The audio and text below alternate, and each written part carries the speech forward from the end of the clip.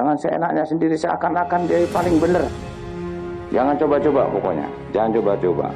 Kalau perlu FPI bubarkan aja itu. Dibubarin lagi, kita bikin lagi FPI juga, Front Pemersatu Islam. Amin. Kita bikin lagi Front Penyelamat Islam. Amin. Kita bikin lagi Front Persaudaraan Islam. Amin. Kita bikin lagi.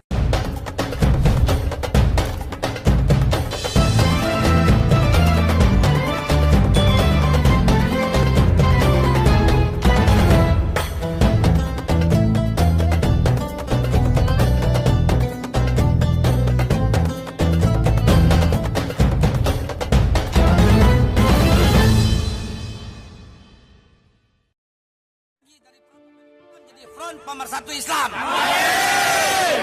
Disingkat FPI lagi. Dibubarin lagi, kita bikin lagi FPI juga, Front Pemersatu Islam.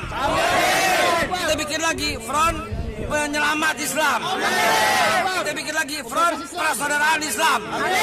Kita bikin lagi Front, pokoknya sekali yang bubarin kita bikin lagi FPI yang baru. Bilang satu tumbuh 1000. Tuh yang bilang tuh yang Bilang bilang satu tumbuh 1000 FPI. Masya Allah. Para ibu yang dengar video ini, dengerin ya. Lo kalau mau cari mantu, cukup cari anggota FPI. NKRI aja dijagain, apalagi anak lo. Sepertinya Ustadz ke Jakarta kali ini memang karena ARS datang ke Jakarta. Satu sisi memang kebahagiaan saya, karena selama ini setiap saya ceramah kemana-mana, jamaah bertanya kapan Habib Rizik pulang. Mereka menganggap seolah-olah saya tahu semua yang terjadi dengan Habib Rizik. Saya di Mesir, beliau di Imam Muhammad Ibn Saud di Riyadh. Mesir ini lebih terbuka, sedangkan Riyadh ini satu mazhab saja. Kemudian pula dari segi nasab, saya orang biasa, beliau Habib, keturunan Nabi Muhammad SAW. Tapi kemudian ketika ada beberapa hal yang ada titik persamaan. Ketika saya senang sekali dengan gerakan Amar Ma'ruf Nahi Mungkar. Selama ini saya melihat ada orang yang Amar Ma'rufnya semangat, ngajak berzikir, ngajak sholawat, ngajak memakmurkan masjid. Tapi ketika mungkar, melihat perbuatan maksiat itu diam, karena memang amar ma'ruf nahi mungkar ini kan terkait dengan kepentingan orang banyak, sehingga kalau itu kita sentuh, kalau ke istilah orang Melayu, kalau periuk belanga orang tersentuh dia mengamuk. Nah, jadi saya simpati dari awal, sebelum saya ketemu beliau, sebelum hiruk pikuk Pilkada Jakarta 2017. Jadi soal keberanian, keberaniannya itu bagi saya sesuatu yang menantang, saya senang. apa fenomena dengan dia balik sekarang ini setelah sekian lama mengungsi lah ke Saudi Arabia?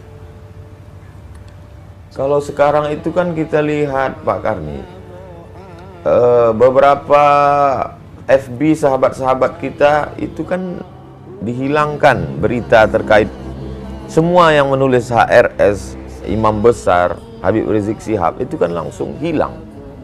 Kemudian yang posting-posting Instagram juga hilang. Saya masih ingat itu ketika kami umroh Januari 2018 di Makkah. Ketika itu saya ada waktu itu Ustadz Dery Sulaiman. Ustadz Dery Sulaiman mau tes streaming. Sudah dikasih tahu sama yang lain, tes aja, nanti 5 menit pasti down. Dia tes betul, aku tes dia bilang. Begitu 5 menit langsung down. Jadi apa sebenarnya kesalahan makhluk hamba Allah yang satu ini? Berapa triliun negeri ini sudah dirugikan? Apa BUMN yang pernah dia jual? Jadi bagi saya itu sesuatu, sehingga sampai-sampai menyebut namanya pun, menulis namanya pun. Tapi yang namanya manusia ini kan semakin ditekan, semakin diintimidasi, semakin justru pergolakan semakin. Untuk umat Islam sendiri, bagaimana Ustaz melihat Habib Rizik?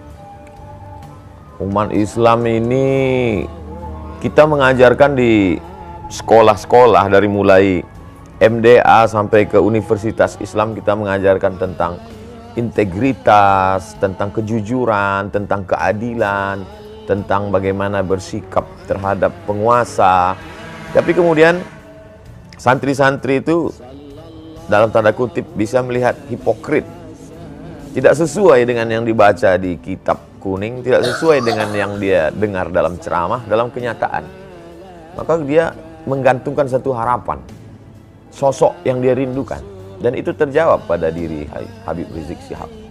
Jadi sebab itu kalau ada orang bertanya, apa rahasia di balik manusia bisa menyambut beliau sedemikian ramai? Ada yang mengatakan 3 juta di airport itu.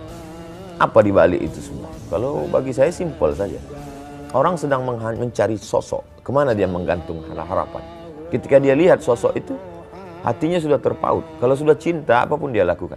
Dengan mata kepala saya sendiri, Pak Karni, saya melihat ibu-ibu menggendong anak berhenti di tengah jalan karena lelah berjalan kaki tadi. Karena untuk menuju lokasi markas dakwah pesantren Habib Rizik di Megamendung itu, jalannya berkelok, mendaki, jalan tanah, melewati, dan mobil tidak masuk. Mereka jalan kaki. Apa yang mereka cari? Tidak ada pembagian sembako, tidak ada makanan, tidak apa. Bahkan mungkin mereka pun tidak melihat Habib Rizik, tapi mereka merasakan kepuasan, Pak.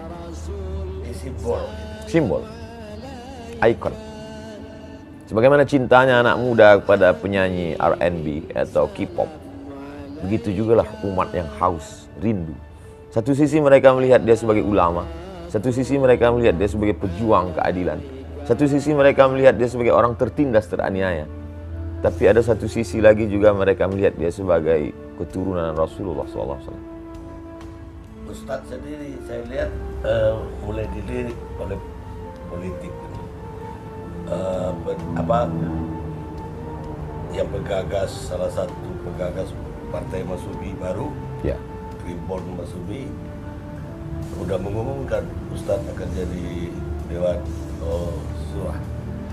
Jadi apa ya, Ustadz mulai tertarik untuk Saya, Pak Karni, dalam 30 malam bulan Ramadan itu, ada satu malam saya khususkan kajian politik Islam. Kemudian kalau saya memberi kuliah umum di mahasiswa, selalu saya pesankan kalian mesti ambil peran di politik.